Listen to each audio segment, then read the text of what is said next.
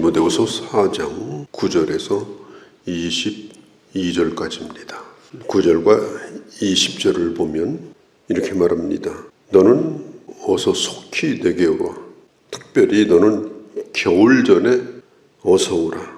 속도를 내서 빨리 오라고 말합니다. 언제까지? 겨울 전에, 춥기 전에 오라고 말합니다. 특별히 지중해를 건너서 항구를 통해서 와야 되는데 날이 추워지면은 물이 얼지도 모르고 또 오는 길이 힘들 수도 있습니다. 어쩌면 몇 달을 더 기다릴 수도 있어요. 그 안에 바울이 순교할 수도 있습니다. 마지막으로 보고 싶은 사람들이 있었습니다. 또한 보고 싶지 않은 사람도 있었습니다. 그런 이야기를 이 편지를 마무리하면서 쓰고 있는 것입니다. 데마 얘기를 꺼냅니다. 10절에 데마는 세상을 사랑하여 나를 떠났다. 데마는 바울과 함께 전도 여행을 한 사람이고 1차 감옥에 갇힐 때도 바울과 함께 있었습니다. 바울의 편지에 보면은 데마가 등장합니다. 골로새서 4장 14절에 보면 사랑을 받는 의사 누가와 또 데마가 너에게 문안한다. 한때는 사람들에게 그 데마를 소개할 정도로 데마의 안부를 전해줄 정도로 가까운 사이였습니다. 빌레몬서 1장 24절에 보면 그는 나의 동역자다 이렇게 부르기까지 했습니다. 그런데 바울이 상황이 어려워지자 두 번째 감옥에 갇히고 석방될 가능성이 없어지자 데마는 마음을 돌이켜가지고 바울을 버리고 떠났습니다. 한때 데마는 바울에게 아주 필요한 사람이었습니다. 또 바울의 사랑을 받았던 사람입니다. 하나님을 사랑했던 사람입니다. 오늘 성경은 말하기를 세상을 사랑하여 그는 내 곁을 떠났다. 전도팀에서 함께 일하다가 그냥 일 없이 빠져나가면 그 팀 자체에 영향을 끼칩니다. 데마가 빠짐으로 바울에게는 그런 어려움이 있었던 것입니다. 물론 바울에게도 좋은 기억들이 있었을 거예요. 그런데 이제 마지막이 되니까 좋은 기억은 생각이 안 나고 그가 주님을 버리고 하나님의 일을 버리고 세상으로 떠나갔던 데마로만 기억이 되는 거예요. 왜 그럴까요?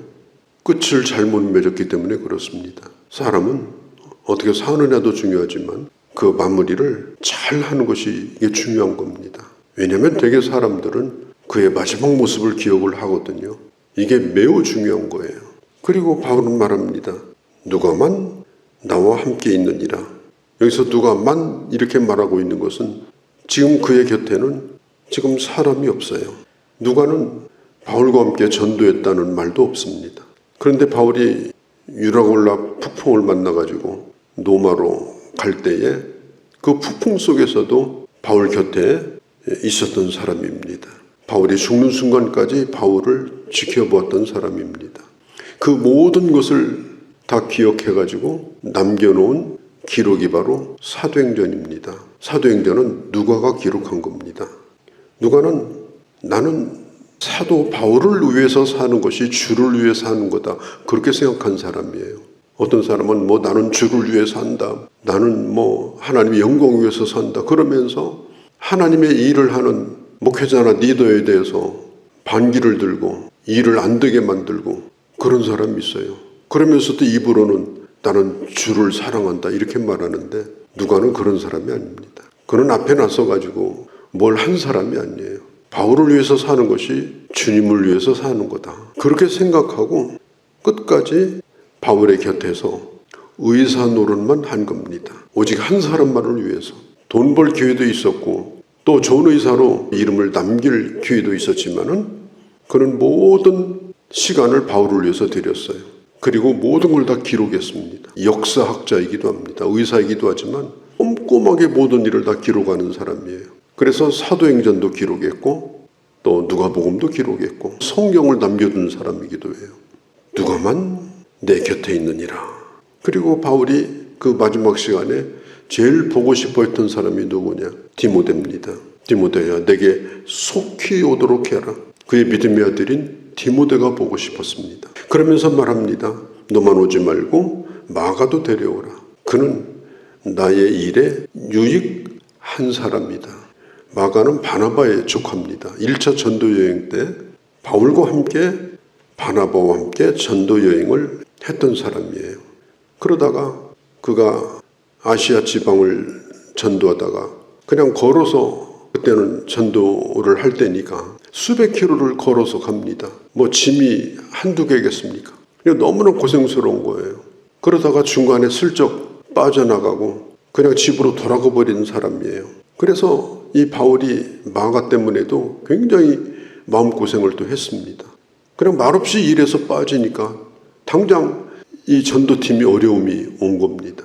그러다가 1차 전도여행을 마치고 2차 전도 여행을 시작할 때 바울은 절대로 마가를 데려가지 않겠다고 했어요.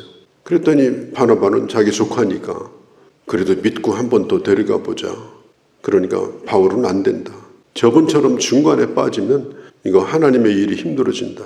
그래가지고 바울과 바나바가 거기서 심히 다퉜습니다. 바나바는 마가를 데리고 구브로로 갔어요. 섬으로. 구브로가 바나바의 고향입니다. 그리고 바울은 다른 동역자를 데리고 아시아로 갔습니다. 그러면서 마가와 헤어지게 됩니다. 이 바울에게 있어서 참 마가도 생각하고 싶지 않은 사람이었어요. 오직 했으면 바나바와 갈라설 정도로 이 마가를 좋게 생각을 안 했습니다. 그런데 이제 바울이 하나님 앞에 갈 때가 됐습니다. 많은 생각을 해보는 거예요. 보면 이 마가가 많이 변했다는 거, 마가가 옛날 사람이 아니라는 거, 그 진심을 다시 보게 된 겁니다. 그래서 바울이 지나온 일도 있고 또 그의 곁에서 마지막에 한번 마가를 쓰고 싶어가지고 디모데에게 마가를 꼭 데리고 와라. 그는 한때 실패한 사람이었지만 그러나 그는 꼭 필요한 사람이다. 그렇게 말을 하고 있습니다. 지금 바울은 겨울을 앞두고 있습니다.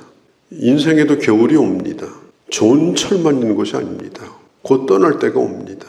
그럴 때에 우리에게 정말 그 겨울을 견디게 만드는 것이 뭐냐? 쌓아둔 돈이냐? 쟁여놓은 부동산이냐? 그렇지 않습니다. 사람입니다. 사람. 좋은 사람들이 내 옆에 있는 것, 그들이 나를 떠나지 않고 있는 것이 내 인생의 마지막을 가장 행복하게 만드는 거예요. 그런데 그 좋은 것들을 내 욕심 때문에, 세상을 사랑하는 마음 때문에 다 버리고 떠나고 그렇게 하는 일들이 비일비재합니다. 저도 목회를 오래 했잖아요. 데마도 있을 테고 마가도 있을 테고 후메네오 같은 사람도 있을 테고 알렉산더 같은 사람도 있을 테고 브리스길라와 아굴라 같은 사람도 있지 않겠습니까? 사람이 일생을 살면서 또 하나님 일을 하면서 가장 좋은 월동 준비는 춥지 않게 인생을 마무리하는 것은 좋은 사람들과 함께 하나님의 기뻐하시는 길을 가는 겁니다. 배신자가 되지 않는 것입니다. 사도 바울은 용서할 사람은 내가 용서하고 또 만날 사람은 만나고 사랑할 사람은 사랑하고 같이 일할 사람도 같이 일하고 그런 생각들을 이 바울이 겨울이 오기 전에 하고자 했던 것을 볼 수가 있는 것입니다. 그래서 마가를 데려오라 이렇게 말하고 있는 거예요. 마가는 사도 바울을 만났는지 잘 모릅니다. 그런데 바울이 죽은 다음에 마가가 베드로 밑으로 들어갔습니다. 그래가지고 베드로의 비서가 돼서 베드로를 위해서 일합니다. 아주 충성스럽게 일을 했어요. 그리고 베드로로부터 모든 것을 다 들었습니다. 그리고 마가가 기록해 놓은 책이 뭐냐? 마가복음입니다. 그래서 사실은 마가복음은 베드로가 기록한 책이다 이렇게 봐도 무방합니다. 그 다음에 바울이 겉옷도 좀 가져오라 그랬습니다. 겨울이 되면 춥습니다. 여러 계절을 거쳐서 전도 여행을 했기 때문에 더울 때 겨울옷을 짊어지고 다닐 그런 형편이 안 되니까 가다가 아는 집에다가 옷도 맡겨놓고 또 다시 계절이 바뀌면 또 찾아가고 이렇게 한 것 같아요. 춥기 전에 겨울옷들을 맡겨놨나 봐요. 노마의 감옥에 있는데 너무 추운 거예요. 찬바람이 막 들어오죠. 뭐 난방이 있습니까? 잠자리를 하루라도 편하게 잘 수가 있겠습니까? 너무나 춥고 마지막에 힘든 거예요. 그러니까 바울이 올 때 좀 겉옷을 가져와라. 좀 춥다. 늘 좀 깨워서 기도해야 되는데 좀 등 따숩게 뒤집어 쓰고 기도해야 될 옷이 없는 겁니다. 좀 하나님 앞에 오랜 시간을 그냥 엎드려서 기도하고자 그가 따뜻하게 해줄 겉옷도 가져오라 그렇게 말합니다. 가죽 종이에 쓴 것도 좀 가져와라. 그게 성경입니다. 바울은 마지막 시간에 성경을 보고 싶어 한 거예요. 성경. 우리가 마지막 시간에 봐야 될 것이 뭐겠어요? 저는 가끔 그런 생각을 해요. 중환자실에서 텔레비보다 죽는 사람, 연속곡이 어떻게 될까 그러다 그날 눈 감고, 참 그렇게 인생 마치면 참 기가 막힐 일이죠. 마지막까지 하나님의 말씀을 붙들고 가는 것만큼 복된 게 없습니다. 바울은 하나님의 말씀을 더 보고자 한 거예요. 주의 말씀을 더 가까이 하고 싶다. 그렇게 부탁을 하고 있는 겁니다. 그러면서 한 사람을 기억합니다. 알렉산더. 이 알렉산더라는 사람은 내게 많은 해를 끼쳤다. 성경에 보면 뭐라고 말했느냐? 15절에 그를 주의하라. 그가 우리 말을 심히 대적하였다. 하나님의 일을 하다 보면 이런저런 토론도 있고 충돌도 있습니다.